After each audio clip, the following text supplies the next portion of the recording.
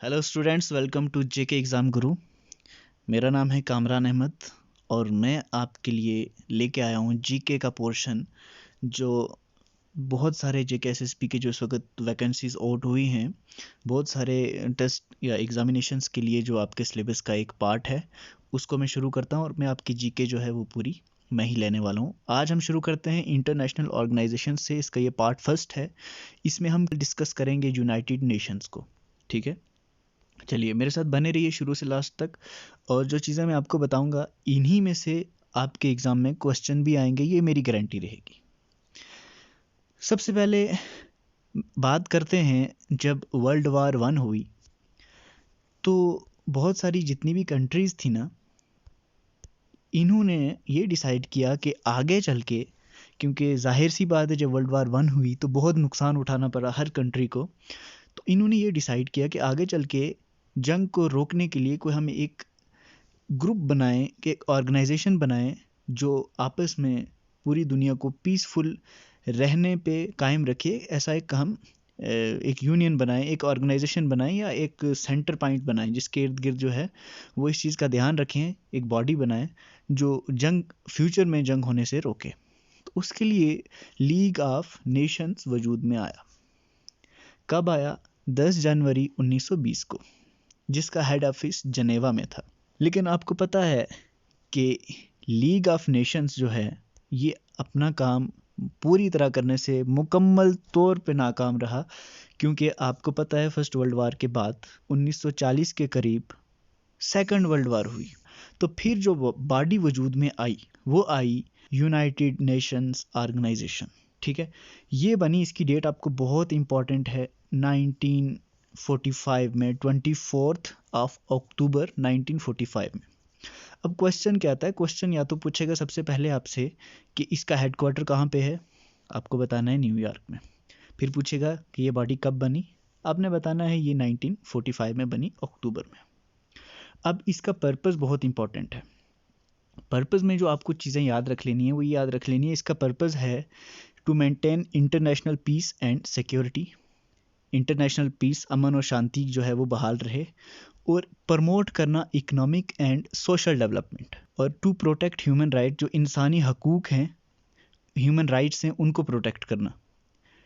जब ये ओरिजिनली बनी थी तो इसके मेंबर्स थे 51, लेकिन एट प्रेजेंट अगर आपसे कोई पूछे एट प्रेजेंट इसके कितने मेंबर हैं तो आपने बताना है 193।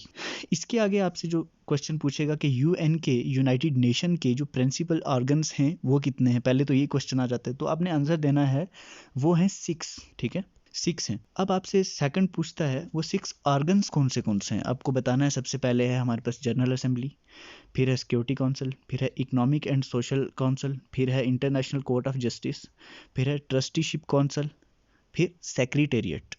ये 6 इसके प्रिंसिपल ऑर्गन्स हैं जो आपको याद होने चाहिए। और ये सबके सब जो है 1945 में, ऑल आर फाउंडेड इन 1945। अगर तो आप किसी नॉर्मल एग्ज़ाम के लिए तैयारी कर रहे हैं तो इतना आपके लिए काफ़ी होगा, लेकिन अगर आप अच्छे एग्ज़ाम के लिए तैयारी कर रहे हैं तो इनको भी आपको डिटेल में पढ़ना होगा। सो हम स्टार्ट करते हैं इनके बारे में एक 1 बाय 1। सबसे पहले आ गया जनरल असेंबली।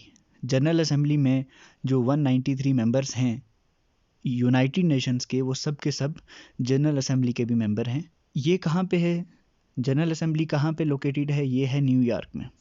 ये आपको याद रख लेना है, ये क्वेश्चन आ सकता है। उसके बाद इनकी मीटिंग जो होती है हर साल होती है सितंबर में। ठीक है, और अगर ये डिसीजन मेकिंग बॉडी है, अगर इसका कोई भी डिसीजन इसने लेना हो तो इसके 2 तरीके हैं। अगर कोई इंपॉर्टेंट डिसीजन है तो उसमें 2/3 मेजॉरिटी चाहिए, और अगर सिंपल कोई केस है तो उसमें सिंपल मेजॉरिटी जो है वो भी काम आएगी, वो भी चलेगी। अब सेकंड चीज़ आ जाती है यूएन सिक्योरिटी काउंसिल। बहुत इंपॉर्टेंट है, इसमें से बहुत क्वेश्चन आते हैं। सबसे पहला क्वेश्चन इसमें से आता है, इसके टोटल मेंबर कितने हैं? इसके मेंबर हैं 15, और इसमें से 5 जो हैं वो परमानेंट हैं और 10 जो हैं वो टेम्परेरी हैं।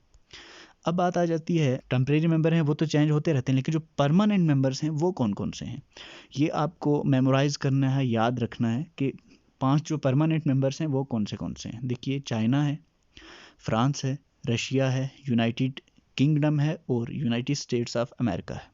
ठीक है। ये 5 मेंबर्स जो इसके परमानेंट हैं और टेम्परेरी जो हैं वो चेंज होते रहते हैं। और ये जितने भी मेंबर हैं 15, इन सब का हर एक मेंबर का एक वोट रहता है। अगर कोई भी डिसीजन होगा तो वोटिंग होगी और हर मेंबर का एक वोट रहेगा। अब दूसरा ये है कि a member state of UN which is not a member of security council में participate in discussions without a vote. अगर तो आप ना तो टेम्परेरी मेंबर्स में हो और ना परमानेंट में हो, लेकिन आप यूएन के मेंबर हो, तो आप यूनाइटेड नेशन सिक्योरिटी काउंसिल के किसी भी मुद्दे पे पार्टिसिपेट कर सकते हो डिस्कशन में, लेकिन आप वोट नहीं दे सकते। ये आपको याद रख लेना है, विदाउट ए वोट। ठीक है, आगे बढ़ते हैं। Veto power. वीटो पावर जो है ये स्पेशल पावर्स हैं किसी भी, वीटो का मतलब होता है रिजेक्ट। देखो यहाँ लिखा है reject any resolution of security council. सिर्फ 5 जो परमानेंट मेंबर्स हैं उनके पास वीटो पावर है। अगर वो चाहें कोई भी रेजोल्यूशन अगर वहाँ पे पेश होगा यूनाइटेड नेशन सिक्योरिटी काउंसिल में, तो वो उसको रिजेक्ट कर सकते हैं। 5 में से अगर एक भी रिजेक्ट करना चाहेगा और 4 एक्सेप्ट करना चाहेंगे तो भी वो रिजेक्ट होगा। पास करने के लिए पाँचों की जो इच्छा है वो ज़रूरी है, नहीं तो वो फेल हो जाएगा, वो पास नहीं होगा। इसके आगे वाले ऑर्गन की तरफ हम चलते हैं जो है इकोनॉमिक एंड सोशल काउंसिल। ये 3 डायमेंशंस पे काम करता है। Work towards 3 dimensions of sustainable development. Sustainable development आपको पता है, सस्टेनेबल डेवलपमेंट क्या होती है कि हम ऐसे डेवलपमेंट करें कि जो हमारी फ्यूचर जनरेशन्स हैं उनके रिसोर्सेज को without compromising the resources of future generations, हम ऐसे तरक्की करें कि हम उनके जो रिसोर्सेज हैं उनको ख़तरे में ना डालें। ऐसे भी तरक्की ना करें कि बहुत ज़्यादा पोल्यूशन हो जाए और आने वाली नस्लों को रहने में बहुत प्रॉब्लम हो। सस्टेनेबल डेवलपमेंट साफ लफ्ज़ों में ये है कि फ्यूचर की जनरेशन्स को मद्देनज़र रखते हुए हम डेवलपमेंट करें। तो इसकी 3 डायमेंशंस हैं सस्टेनेबल डेवलपमेंट को हासिल करने की इकोनॉमिक एंड सोशल काउंसिल की। एक तो इकोनॉमिक, सोशल और एनवायरनमेंट। ये इतना इंपॉर्टेंट नहीं है, बहुत कम इसमें से ऑब्जेक्टिव्स या क्वेश्चंस आते हैं। आगे वाला थोड़ा सा इंपॉर्टेंट इसलिए हो जाता है क्योंकि अब ये फंक्शनल नहीं है। इसका नाम है ट्रस्टीशिप काउंसिल।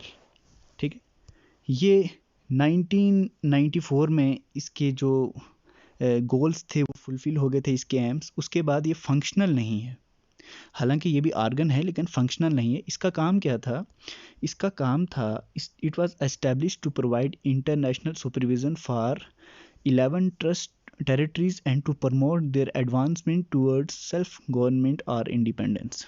वो वाली कंट्रीज़ जो नई नई आज़ाद हो रही हैं या अपना कॉन्स्टिट्यूशन बना रही हैं या कुछ अपनी कंट्री की गवर्नमेंट बना रही है, तो उनको शुरुआती दिनों में सहयोग देना, उनकी हेल्प करना कि कैसे वो गवर्नमेंट बनाएं या कैसे अपनी कंट्री को चलाएं, जब तक कि वो अपने खुद पे सेल्फ डिपेंडेंट हो जाती तब तक। लेकिन इसके जो एम्स थे वो 1994 में फुलफिल हो गए, तो इसने अपने ऑपरेशंस जो हैं वो सस्पेंड कर दिए। कब? इसने अपने ऑपरेशंस जो हैं वो सस्पेंड कर दिए 1 नवंबर 1994 से। तो ये चीज़ आपको याद रखनी है। इसके आगे हम चलते हैं इंटरनेशनल कोर्ट ऑफ जस्टिस। बहुत इंपॉर्टेंट है, इसमें से जो चीज़ पूछी जाती है वो मैं आपको बताता हूँ। सबसे पहले कि ICJ international court of justice का हेडक्वार्टर कहाँ पे है? तो इसका हेडक्वार्टर है दी हाग, नीदरलैंड्स में। ठीक है, और इसमें टोटल नंबर ऑफ जजेस कितने हैं ये पूछा जाता है आपसे। ये 2 बहुत ही इम्पॉर्टेंट जो हैं क्वेश्चंस इस टॉपिक में से बनते हैं। तो हमने 5 ऑर्गन्स पढ़ लिए, अब हम लास्ट ऑर्गन की तरफ चलते हैं, दी सेक्रेटेरिएट। सेक्रेटेरिएट जो है comprises of general secretary general and tens of thousands of international UN staff members. Secretariat में एक सेक्रेटरी जनरल होता है और बहुत सारे हर मुल्क के जो है स्टाफ मेंबर्स या नुमाइंदे जो हैं उसमें होते हैं। अब जो सेक्रेटरी जनरल होता है इसकी अपॉइंटमेंट होती है 5 साल के लिए। ठीक है, ये रीन्यूएबल टर्म है कि ये रीन्यू हो सकते हैं, मतलब एक बंदा अगर 5 साल तक बना है वो दोबारा भी बन सकता है। सेकंड, इस वक्त जो इसका क्वेश्चन इंपॉर्टेंट आता है वो ये आता है कि इस वक्त इसका जो करंट सेक्रेटरी जनरल है वो कौन है?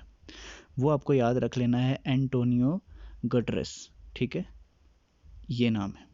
ये 9th सेक्रेटरी जनरल हैं जो ऑफिस में कब से हैं? 1 जनवरी 2017 से हैं। सो गाइस, आपको इतना ही याद रख लेना है।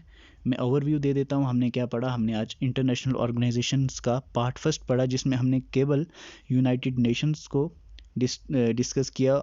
यूनाइटेड नेशन कब बना, उससे पहले इसने किसको रिप्लेस किया, इसने लीग ऑफ नेशंस को रिप्लेस किया।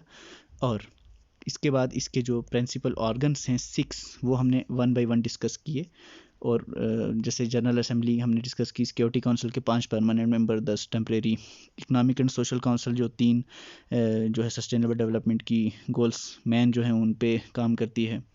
ट्रस्टीशिप काउंसिल, इसके बारे में हमने पढ़ा कि ये 1994 से फंक्शनल नहीं है।